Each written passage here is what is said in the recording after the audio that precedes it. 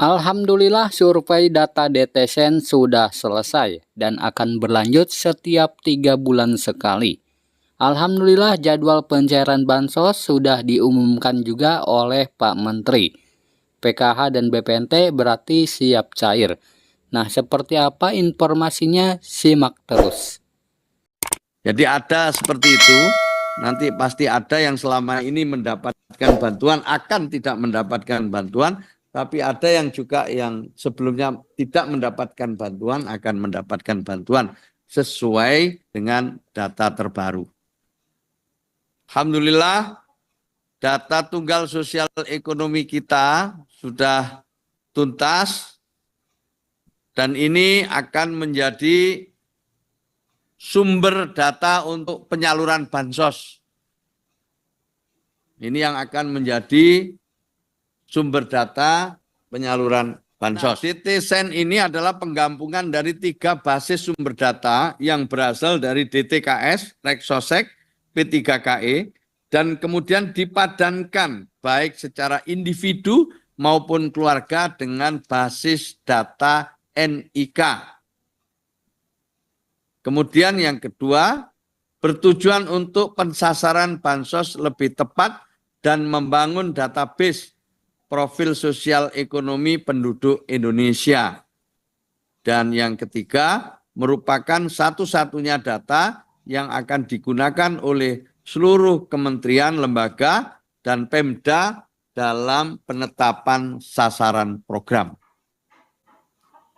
Tentu, Bapak Ibu sekalian, dari DTKS ke DTSEN itu nanti ada exclusion error.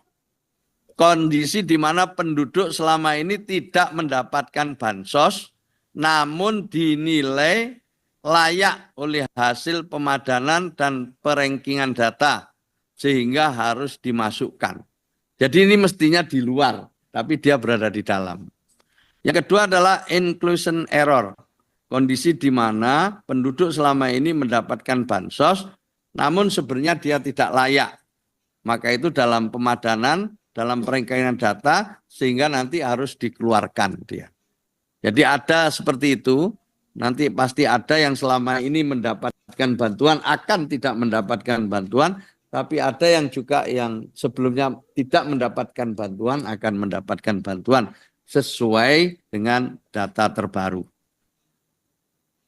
Baik sekalian, perlu kami sampaikan, kami telah berkoordinasi secara intens dengan BPS tentang kapan kira-kira DTSEN ini bisa dijadikan pedoman untuk menyalurkan bansos. Karena ini menyangkut hal yang sangat krusial bila nanti kita mulai menerapkan apa yang telah menjadi bagian dari DTSEN ini. Yang pertama ini adalah tahap pra penyaluran. Februari, Maret, April. DTSEN ditetapkan pada bulan Februari ini, awal Februari.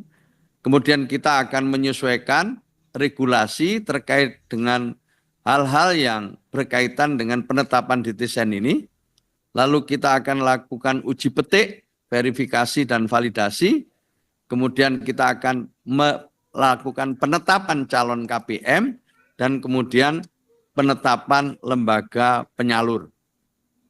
Itu adalah yang harus kita lakukan pertama-tama ini dalam kaitannya dengan pra penyaluran. Mei kita akan kick off penyaluran serentak, pendampingan penyaluran, monitoring penyaluran, dan juga kita akan membuat desk pengaduan, baik online dan offline. Juni itu tindak lanjut aduan, evaluasi data feedback, dan sinkronisasi DTSEN ulang, rekonsiliasi penyaluran, dan pengembalian sisa ke kas negara. Ini nanti pada bulan Juni untuk persiapan triwulan kedua. Bapak Ibu sekalian, kemudian faktor risikonya. Tadi sudah kita singgung ada inclusion error dan ada exclusion error. Bisa jadi tinggi inclusionnya maupun exclusionnya. Maka itu kita akan periksa lagi nanti lewat uji petik itu. Dan tentu bisa ada faktor keterlambatan penetapan KPM dan media salur atau burekol. Tahap penyalurannya bisa jadi gagal salur, terlambat salur, dan kemudian akan ada protes dari keluarga penerima manfaat. Pasca penyalurannya pasti ada klaim dan protes kelayakan KPM dan akan ada usulan KPN baru. Ini risiko-risiko yang sudah menjadi bagian dari perhitungan kita.